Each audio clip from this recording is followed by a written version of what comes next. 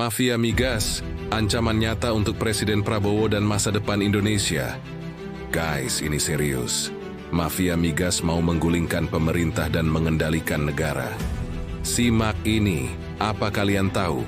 Ada kelompok yang lebih kuat dari hukum, lebih kaya dari negara, dan bisa menekan pemerintah.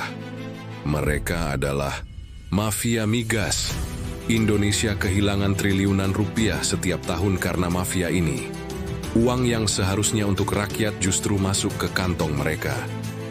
Bagaimana cara mafia migas mengendalikan negara? Mereka tidak hanya mencuri uang negara, tapi juga mengendalikan kebijakan energi.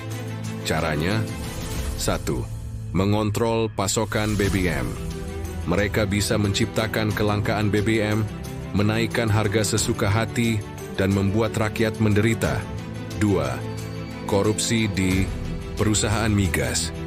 Ada oknum di dalam perusahaan migas yang bekerja sama dengan mafia. Mereka mengatur proyek agar menguntungkan pihak tertentu. 3. Menekan pejabat negara. Siapa yang berani melawan mafia migas? Mereka bisa dicopot, ditekan, atau bahkan diancam. Punjaman terhadap Presiden Prabowo. Mafia migas tidak ingin ada presiden yang mengganggu bisnis mereka. Sejak Prabowo berencana mereformasi migas, ancaman mulai muncul. Kemungkinan cara mafia migas mengancam Prabowo. 1. Tekanan politik. Menggunakan DPR dan media untuk menyerang kebijakan Prabowo. 2. Lobi besar-besaran. Menyuap pejabat agar tetap diam. 3. Ancaman fisik dan psiwar. Serangan opini publik untuk menjatuhkan Prabowo. Jika Presiden Prabowo tidak hati-hati, mafia ini bisa menjatuhkannya sebelum reformasi migas dimulai. Dan kita sebagai masyarakat harus lebih memilah informasi yang kita terima.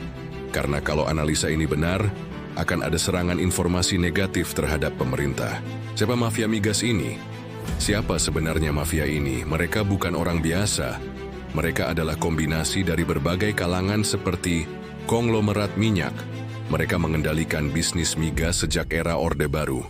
Mereka punya hubungan erat dengan politikus dan aparat hukum, oknum pejabat dan oknum BUMN. Ada nama besar di balik pengelolaan migas Indonesia. Beberapa di antaranya punya jaringan internasional. Pemerintah harus bertindak. Pemerintah punya peluang untuk mengalahkan mereka, tapi harus dengan strategi tepat. Menurut kalian, siapa aja mafia migas ini, guys? Strategi melawan mafia migas. 1. Operasi intelijen dan infiltrasi, covert ops. Mengidentifikasi seluruh jaringan mafia migas, baik di dalam negeri maupun luar negeri, agar mendapatkan bukti otentik dan valid untuk menangkap aktor utama. 2. Serangan ekonomi, bekukan aset dan blokir akses finansial.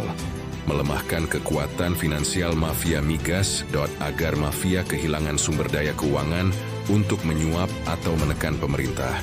3. Reformasi struktur migas. Gunakan blockchain dan transparansi. Total.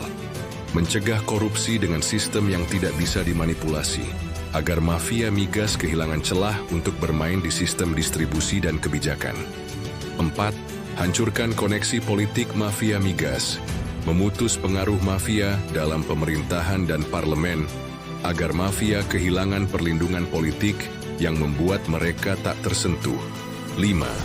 Serangan balik melalui propaganda publik dan tekanan sosial. Meningkatkan kesadaran rakyat dan menggalang dukungan untuk memberantas mafia migas. Di sini, peran dan dukungan masyarakat sangat diperlukan, agar tekanan publik membuat DPR dan aparat hukum tidak bisa diam, dan mafia migas kehilangan dukungan politik. 6. Operasi hukum dan tindakan langsung. Menangkap dan menghukum para pelaku yang terlibat, mendukung mafia migas dengan pasal yang lebih berat, agar mafia migas tidak bisa lagi bersembunyi di balik sistem hukum yang lambat dan korup. DPR, Jaksa Agung, dan Presiden, kalian harus menyelamatkan negeri ini dari mafia migas demi kedaulatan negeri ini. Share video ini sebanyak mungkin. Tag anggota DPR, Jaksa Agung, dan pejabat pemerintah. Jangan biarkan mafia migas menghancurkan Indonesia. Guys, kita harus bersuara untuk mendukung pemerintah melawan mafia migas. Tag temanmu. Semakin banyak yang tahu, semakin kuat dukungan untuk melawan mafia migas. Like, comment, dan share video ini.